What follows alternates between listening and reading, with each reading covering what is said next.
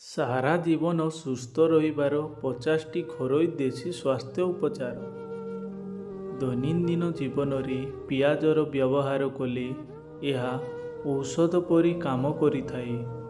ପେଟରେ ଷ୍ଟୋନ୍ ସମସ୍ୟା ଥିଲେ ପିଆଜ ରସ ବରଦାନ ପରି କାମ କରିଥାଏ। ପ୍ରତିଦିନ ସକାଳେ ଖାଲି ପେଟରେ 2 ଚାମଚ ପିଆଜ ରସ ପିଇବା ଦ୍ୱାରା ଏହି ସମସ୍ୟାରୁ ରକ୍ଷା ମିଳିଥାଏ। ମାଇଗ୍ରେନ୍ ରୋଗୀଙ୍କ ଶରୀରରେ ମ୍ୟାଗ୍ନେସିୟମ୍ କମ୍ ଥାଏ।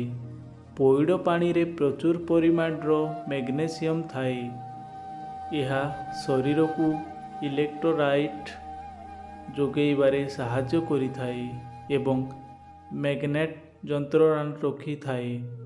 ଏହା ସହିତ ମାଇଗ୍ରେନ୍ ମୁଣ୍ଡବିନ୍ଧାର ଚିକିତ୍ସା ଭଲ କରିଥାଏ। କ୍ରୋଧ ଉପରେ ନିୟନ୍ତ୍ରଣ ରଖନ୍ତୁ। ଅତ୍ୟଧିକ ରାଗିବା ଦ୍ୱାରା ବିଭିନ୍ନ ରୋଗ ସହିତ ହୃଦଘାତର ଶିକାର ହେବାକୁ ପଡ଼ିଥାଏ। ତେଣୁ ମନକୁ ଅବସାଦମୁକ୍ତ ଓ ଖୁସିରେ ରଖନ୍ତୁ। ଅଧିକାଂଶ ଲୋକଙ୍କୁ ଖୁବ୍ ନିଦ ଲାଗିଥାଏ। ଏଭଳି ବ୍ୟକ୍ତିଙ୍କ ପାଇଁ ଲାଭଦାୟକ ହେଉଛି ତେଜପତ୍ର। ରାତିରେ ପାଣିରେ ତେଜପତ୍ରକୁ ଭିଜାଇ ରଖନ୍ତୁ। ପ୍ରତିଦିନ ସକାଳୁ ଉଠି ଏହି ପାଣି ପିଅନ୍ତୁ। ଏପରି କଲେ ଅଳସୁଆପଣ ବା ନିଦୁଆ ଲାଗିନଥାଏ। ଅଧିକ ଅନୁସନ୍ଧାନର ଆବଶ୍ୟକତା ଥିଲାବେଳେ କେତେକ ଅଧ୍ୟୟନରେ କୁହାଯାଇଛି ଯେ ଲେମ୍ବୁ ଥିବା ଆଣ୍ଟିଅକ୍ସିଡାଣ୍ଟ କେତେକ ପ୍ରକାର କର୍କଟ ରୋଗକୁ ରୋକିବାରେ ସମ୍ଭାବନା ଥାଇପାରେ। ସାବୁନ ଜାଗାରେ ବେସନରେ ଆପଣଙ୍କ ମୁହଁ ଧୁଅନ୍ତୁ।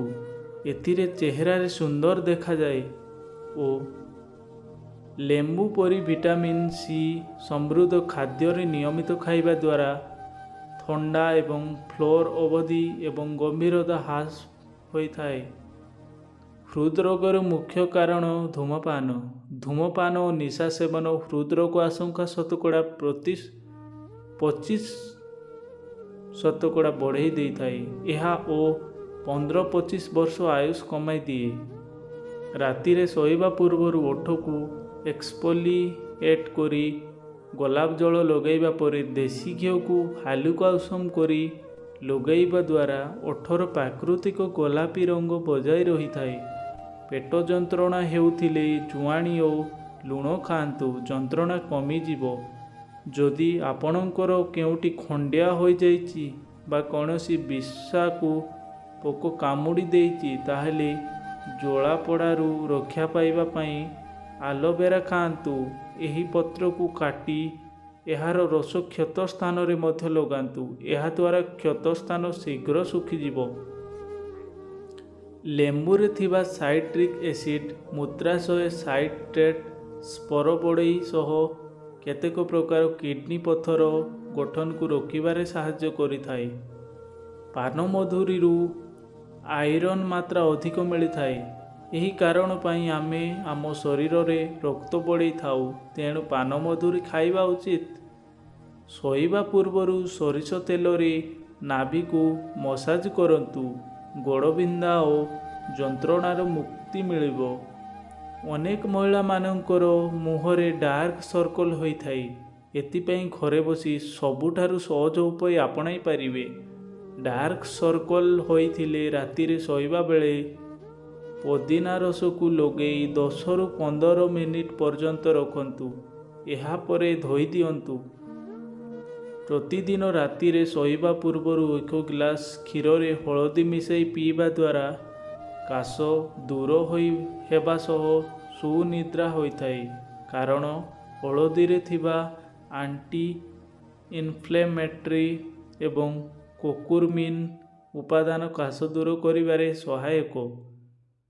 ମଧୁମେହ ରୋଗୀଙ୍କୁ ଖୁବ୍ ଶୀଘ୍ର ଭୋକ ଲାଗେ। ତେଣୁ ସ୍ୱାସ୍ଥ୍ୟକର ସ୍ନାକ୍ସ ଯେପରିକି ଚଣା ଭଜା ଗଜାମୁଗ ଇତ୍ୟାଦି ପାଖରେ ରଖନ୍ତୁ। ଗଜାମୁଗ ଗ୍ୟାସ୍ ହେଉଥିଲେ ତାକୁ ସିଝାଇ ଖାଇପାରିବେ। ପ୍ରଥମେ ଅଣ୍ଡା ଚୋପାକୁ ଖରାରେ ଭଲରେ ଶୁଖାଇ ଦିଅନ୍ତୁ ଏବଂ ଭଲରେ ଗୁଣ୍ଡ କରି ନିଅନ୍ତୁ। ତାପରେ ଏଥିରେ କିଛି ଭିନେଗାର ମିଶାଇ ଏକ ପ୍ଲାଷ୍ଟିକ୍ ପେଷ୍ଟ ପ୍ରସ୍ତୁତ କରନ୍ତୁ। ଏହି ପେଷ୍ଟକୁ ତ୍ୱଚାରେ ଲଗାଇବା ଦ୍ୱାରା ତ୍ୱଚାର ବିଭିନ୍ନ ସମସ୍ୟା ଦୂର ହୋଇଥାଏ। ସୋରିଷ ତେଲ ସହ ରସୁଣକୁ ଫୁଟେଇ ପାଦରେ ଲଗେଇଲେ ଥଣ୍ଡାରୁ ମୁକ୍ତି ମିଳିଥାଏ।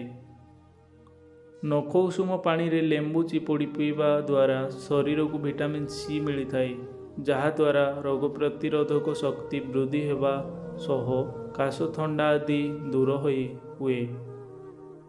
ପୋଦିନା ରସକୁ ନଡ଼ିଆ ତେଲରେ ପକାଇ ଯେଉଁଠି ବ୍ରଣ ହୋଇଛି ସେଠାରେ ଲଗାନ୍ତୁ।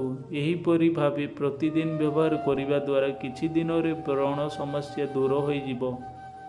ଦୃଷ୍ଟି ଶକ୍ତି ବଢ଼ାଇବାରେ ସାହାଯ୍ୟ କରେ ସୋରିଷ ତେଲ। ଆଖି ପତା ଉପରେ ପ୍ରତିଦିନ ସୋରିଷ ତେଲ ମାଲିସ କରିବା ଦ୍ୱାରା ଦୃଷ୍ଟି ଶକ୍ତି ବଢ଼ିଥାଏ। ଗଣ୍ଠି ଦରଜ ହେଉଥିଲେ ପିଆଜ ରସ ଓ ସୋରିଷ ତେଲ ମିଶାଇ ମାଲିସ କରିବା ଫଳରେ ଆରାମ ଲାଗିଥାଏ। ଖାଦ୍ୟ ଖାଇବା ସମୟରେ ଟିଭି କିମ୍ବା ମୋବାଇଲ ଦେଖନ୍ତୁ ନାହିଁ। ସକାଳେ ବ୍ରଶ କରିବା ପୂର୍ବରୁ 1ରୁ 2 ଗ୍ଲାସ ଥଣ୍ଡା ପାଣି ବେଶୀ ନଥିବା ଗରମ ବେଶୀ ନଥିବା ପାଣି ପିଅନ୍ତୁ। ଶୋଇବାର 2 ଘଣ୍ଟା ପୂର୍ବରୁ ରାତ୍ରି ଭୋଜନ କରନ୍ତୁ। ଏମିତି ନୂଆ ନୂଆ ହେଲ୍ଥ ଟିପ୍ସ ଦେଖିବା ପାଇଁ ଏହି ଚ୍ୟାନେଲଟିକୁ ଲାଇକ୍ ଏବଂ ସେୟାର ଏବଂ ସବସ୍କ୍ରାଇବ୍ କରନ୍ତୁ। ଭିଡ଼ିଓ ଭଲ ଲାଗିଲେ କମେଣ୍ଟ କରନ୍ତୁ।